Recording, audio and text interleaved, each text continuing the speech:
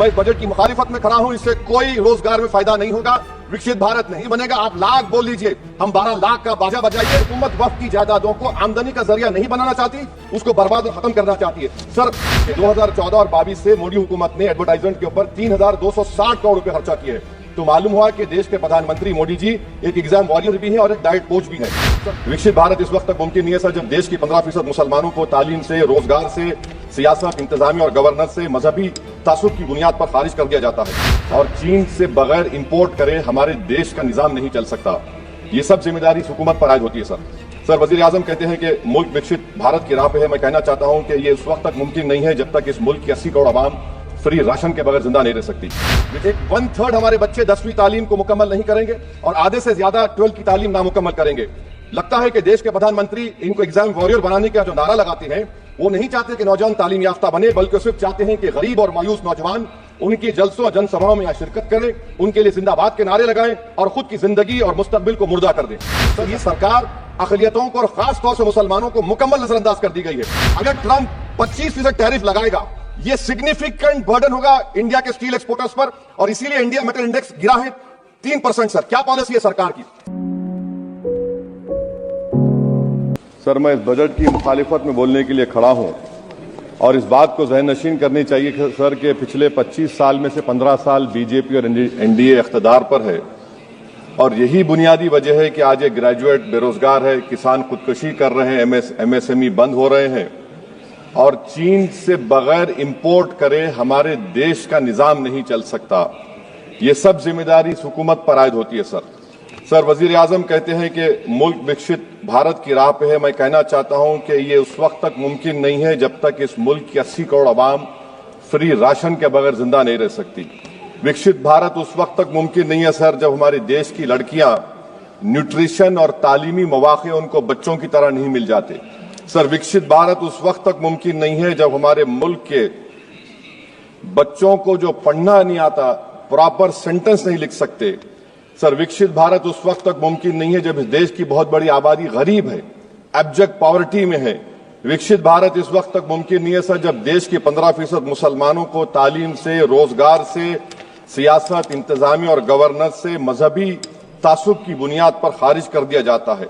Sir 2014 से real wages में गिरावट आई है या स्टैग्नेशन हुआ है। हर साल 1.3% की कमी हुए, यानी हर साल वतन अजीज के शहरी गरीब होते हैं और बरसर इख्तिदार की जमात की दौलत में इजाफा होता है। 750 उन्होंने अपने नए पार्टी ऑफिस पूरे देश में खोले हैं और एक गरीब को पीएमएवाई में बगैर रिश्वत करप्शन के घर नहीं मिलता। सर तनख्वाहों में कमी, गिरावट से सबसे ज्यादा नुकसान मुसलमान, दलित और आदिवासी को है, क्योंकि इनमें सबसे ज्यादा गरीब हैं। सर मोदी हुकूमत ने इन तीनों तबकों के खिलाफ ऐलान जंग कर दिया। क्या मन की बात से एक औसत घराने को खाना मिलता है? सर वजीर आजम ने हालिया आवाम को, जनता को मशवरा दिया कि खाने के तेल में कमी करने से जिस्म का वजन कम होता है। सर मगर इस हुकूमत के मोटापे का अंदाजा लगाइए कि 2014 और 22 से मोदी हुकूमत ने एडवर्टाइजमेंट के ऊपर 3260 करोड़ रुपए खर्चा किए। तो मालूम हुआ कि देश के प्रधानमंत्री मोदी जी एक एग्जाम वॉरियर भी हैं और एक डाइट कोच भी हैं। सर खाने के तेल का होलसेल प्राइस इंडेक्स 2014 में 104 था, 2022 में 182 हुआ, 2024 में 145 होता है। ये पॉलिसी हुकूमत किसके लिए बनाती है? गरीबों के लिए नहीं बनाती, हम जानते हैं। सर 80% भारत की आबादी माइक्रो न्यूट्रिएंट डिफिशियंसी है, सफर करती है। हेल्थ के बजट को हम देखें sir, as a percentage of total budget spend and share of GDP, इसमें कोई इजाफा नहीं हुआ है सर, बल्कि इसका शेयर 2018-19 से कम है, जब हेल्थ सेस लागू किया गया था। हजारों करोड़ हेल्थ सेस कॉर्पोरेट और इनकम टैक्स लोगों ने दिया, मगर हेल्थ सेक्टर में कोई काम नहीं हो रहा है। सर तालीम पे आ जाइए। इकोनॉमिक सर्वे जो रिसेंटली ले हुआ है इस हाउस में, जिसमें डेटा यह बताता है कि स्कूल रिटेंशन क्लास 1 to 10 63.8 और हायर सेकेंडरी में क्लास 1 to 12 45.6। मतलब यह है कि सर एक 1/3 हमारे बच्चे 10वीं तालीम को मुकम्मल नहीं करेंगे और आधे से ज्यादा 12th की तालीम नामुकम्मल करेंगे। लगता है कि देश के प्रधानमंत्री इनको एग्जाम वॉरियर बनाने का जो नारा लगाते हैं, वो नहीं चाहते कि नौजवान तालीम याफ्ता बने, बल्कि सिर्फ चाहते हैं कि गरीब और मायूस नौजवान उनकी जलसों जनसभाओं में शिरकत करें, उनके लिए जिंदाबाद के नारे लगाएं और खुद की जिंदगी और मुस्तकबिल को मुर्दा कर दें। सर, सच्चाई यह है कि हमारे नौजवानों का एक बहुत बड़ा तबका बेसिक मैथमेटिक्स पढ़ नहीं सकता और अपनी मादरी जबान में एक जुमला नहीं लिख सकता। सर, जो सौतेला तासुब रवैया अक़लियतों के साथ हुकूमत कर रही है, इसकी मिसाल यह है कि वजारत अक़लियती बहबूद का बजट पिछले साल से कम हो गया है। सर, मैं एग्जाम्पल दे रहा हूं आपको। जो pre matric, post matric, MA NF, free coaching, interest subsidy education loan है, एलोकेशन फॉर एजुकेशन एम्पावरमेंट में जबरदस्त कमी आई है। सर, पिछले साल 1575 करोड़ था सर, इस साल 678 करोड़ कर दिया गया है। सर, सेंट्रल सेक्टर की जो स्कीम्स है जिसमें education, empowerment, skill development, PM विकास है, 2024 में 2120 करोड़ में से सिर्फ 770 खर्चा किए गए। सर, 2025-26 में उसको 1237 करोड़ कर दिया गया। सर, ये सरकार अक़लियतों को और खास तौर से मुसलमानों को मुकम्मल नजरअंदाज कर दी गई है। प्री मैट्रिक स्कॉलरशिप सर, पिछले साल 326 करोड़ में से 90 करोड़ रुपए खर्चा किए गए। पोस्ट मैट्रिक में इस साल 65% कमी कर दी गई, सिर्फ 413 करोड़। मेरिट कम मीन सर 33 करोड़ से 7 करोड़ कर दिया गया है।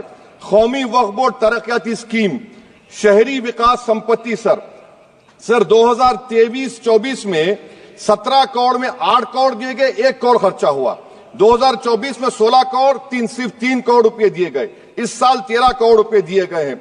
तो इससे अंदाजा होता है कि हुकूमत वक्फ की जायदादों को आमदनी का जरिया नहीं बनाना चाहती, उसको बर्बाद और खत्म करना चाहती है।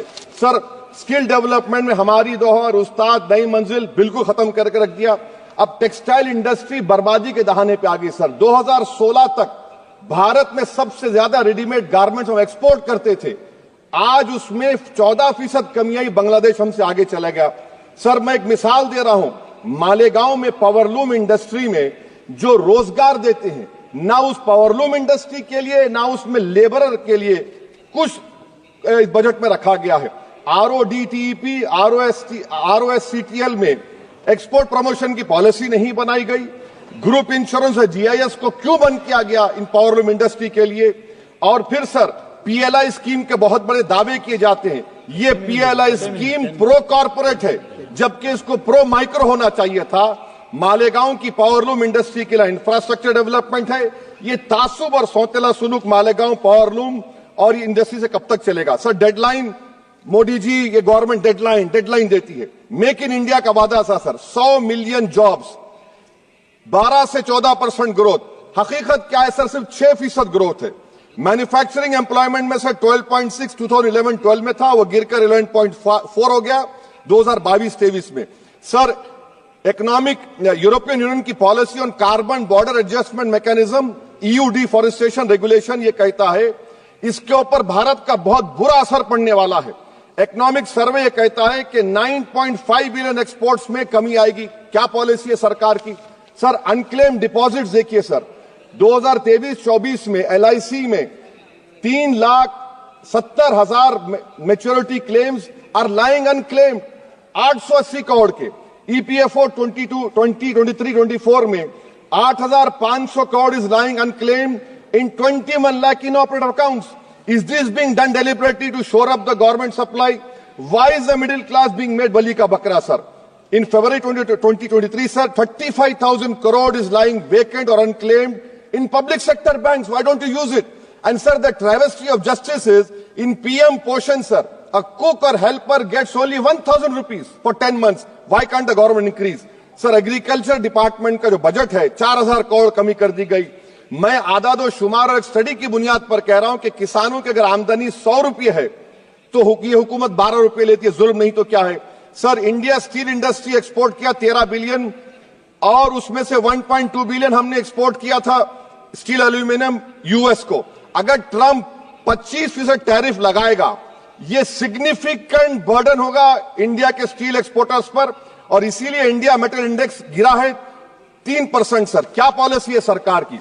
सर, कंक्लूजन में अब आप देखें, the revenue through income tax is set to increase by 4 lakh crore for BE24, while the corporate tax is only set to increase by 60,000 crore. Despite corporate profitability an all-time high, while wage growth remains subdued, The share of income tax in total revenue has risen to 22.7% in financial year 19 to 33% in 25, while the share of both GST and corporate tax declined. This means that it is still the individual taxpayers paying income tax that is funding the government, while corporation get an easy ride, sir. In conclusion, sir, the state I come from, Telangana से मैं आता हूं, तेलंगाना की आवाम ने 8 MP BJP को दिए। एक project आप नेशनल प्रोजेक्ट नहीं कर सकते, पालमारू इरिगेशन प्रोजेक्ट को नेशनल प्रोजेक्ट नहीं बनाते, गोदावरी के पानी को लाने का प्रोजेक्ट आप नहीं देते, मेट्रो को नहीं देते, एक स्टील बायारा, मेरे 8 MP आपके जीत के गए।